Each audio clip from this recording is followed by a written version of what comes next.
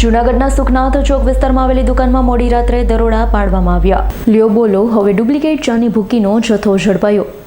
બ્રાન્ડની ચાના નામ પર ડુપ્લિકેટ ચાની ભૂકી વહેંચવામાં આવી હતી. જૂનાગઢના સુખનાથ ચોક વિસ્તારમાં આવેલી દુકાનમાં મોડી રાત્રે દરોડા પાડવામાં આવ્યા. દરોડા દરમિયાન 417 કિલો ચાની ભૂકીનો જથ્થો જપ્ત કરવામાં આવ્યો.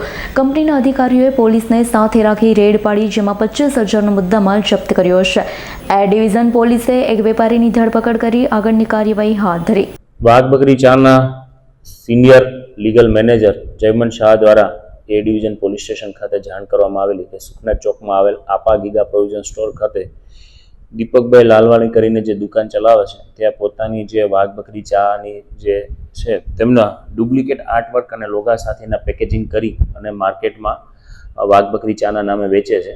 આ બાબતે પંચો સાથે અને આ જે વાઘબકરી ચાના ઓથોરાઇઝ પર્સનને સાથે રાખી એ ડિવિઝનના અધિકારી અને પોલીસ દ્વારા રેડ કરતા આ દીપક લાલવાણીને ત્યાંથી કુલ 417 કિલોગ્રામ ચાનો જથ્થો એટલે કે વાઘબકરી ચાના ડુપ્લિકેટ નામે પેકેજિંગ કર્યા હોય તેવા 250 ગ્રામના 1675 પેકેટ છે એ રિકવર કરવામાં આવેલા, જેની બજાર કિંમત 2,50,000 રૂપિયા થાય છે.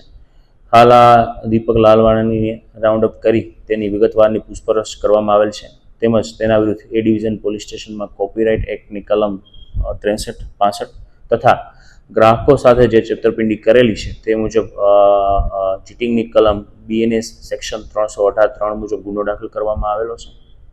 આ ઉપરાંત જે આરોપીની વિગતવારની પૂછપરછ દરમિયાન તેને અત્યાર સુધીમાં કુલ 100 કિલોગ્રામ જેટલી આ ચાનો જથ્થો વેચેલો છે, જેમાં તે માર્કેટમાંથી છે લૂઝ ચાના નામે લઈ આવતો અને ત્યારબાદ વાઘબકરી ચાના પેકેજિંગમાં આ જથ્થો મેળવી અને એનું વેચાણ કરતો હોવાની હકીકત સામે આવેલી છે. તેમાં વધુ પૂછપરછ દરમિયાન પોતે આ ધંધામાં છે મયુર પુરોહિત કરીને કોઈ એક શખ્સ તેની સાથે સંડોવાયેલો છે, તો પોલીસ દ્વારા તેના નંબર મેળવી અને એ દિશામાં પણ તપાસ હાથ ધરવામાં આવેલી છે કે અન્ય કેટલા વ્યક્તિઓના સહકારથી અને આ પ્રકારના જે વાઘબકરી ચાના ડુપ્લિકેટ પેકેજિંગ ક્યાંથી લાવતો હતો, અન્ય કેટલા લોકો આમાં સંડોવાયેલા છે તેની વિગતવાર તપાસ હાથ ધરવામાં આવેલ છે.